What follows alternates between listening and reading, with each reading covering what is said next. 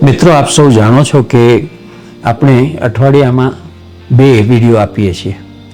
દર મંગળવારે ટ્યુઝડેમાં આપણે જીવન વિશેની કેટલીક વાતો મૂકીએ છીએ અને દર શુક્રવારે ફ્રાઈડેમાં આપણે ભાગવત વિશેની વાત મૂકીએ છીએ.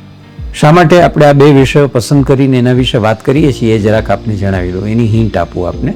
પહેલી વાત એ છે કે આપણું અત્યારનું જે કંઈ લિબરલ એજ્યુકેશન છે, જે કંઈ આપણે શિક્ષણ આપી રહ્યા છીએ શાળામાં, વિદ્યાપીઠોમાં, એમાં જીવન એટલે શું અને જીવન છે એનો અર્થ શું છે, એની સફળતા અને સાર્થકતા શેમાં છે, એ વાત સીધી રીતે ક્યાંય શીખવવામાં આવતી નથી.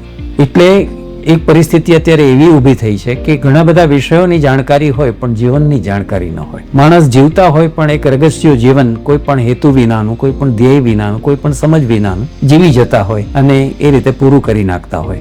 પણ જેણે પોતાના જીવનની અંદર પ્રત્યેક ક્ષણે કશુંક નવું કરવું છે, પોતાના જીવનમાં આવતી જે કંઈ વિટંબણાઓ, મુશ્કેલીઓ છે તેને પણ અવસરમાં પરિવર્તિત કરવી છે અને જેણે પ્રસન્નતાપૂર્વક અને સંતોષપૂર્વક જીવન જીવવું છે, એવા લોકો માટે થઈને આપણે કેટલીક પ્રેરણાદાયી એવી વાતો એ આપણે મંગળવારની આપણી જે વિડીયોની ચેનલ છે તેની અંદર આપણે મૂકતા રહીશું. ભાગવત વિશે આપણે એટલા માટે વાત કરીએ છીએ કે આ દેશની અંદર ભાગવત એક સર્વોત્તમ ગ્રંથમણી છે અને ભાગ્યે જ કોઈ દિવસ એવો ખાલી હશે આ દેશની અંદર કે ભાગવતનું કથાકથન ન થતું હોય. એટલા બધા ભાગવત કથાકારો છે ને એટલી બધી ભાગવત સપ્તાહો ચાલે છે, પણ ભાગવત છે તેનું ખરેખર અંતરંગ રહસ્ય શું છે, ભાગવત છે તેનો આટલો બધો મહિમા આપણે શા માટે કરીએ છીએ, ભાગવતનું પ્રણયન શા માટે થયું છે અને ભાગવત આપણને કેવી રીતે ડે ટુ ડે લાઈફમાં ઉપયોગી થાય છે, એ વાત પણ બાકાત રહી જાય છે.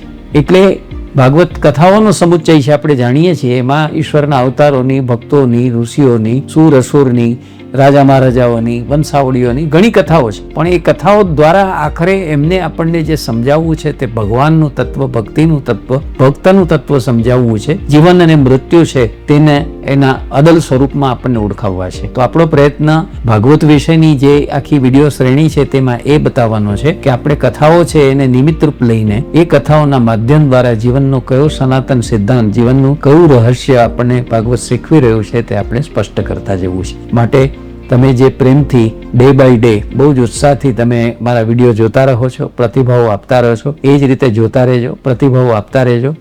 આપણો પ્રયત્ન એ છે કે આ રીતે બંને જાતનું શિક્ષણ થતું જાય. એક જીવન શિક્ષણ અને બીજી જે છે તે અધ્યાત્મ શિક્ષણ, એમ 2 વાતો સમાંતરે ચાલતી રહે એવા ઈરાદાથી આપણે આ કામ કરી રહ્યા છીએ.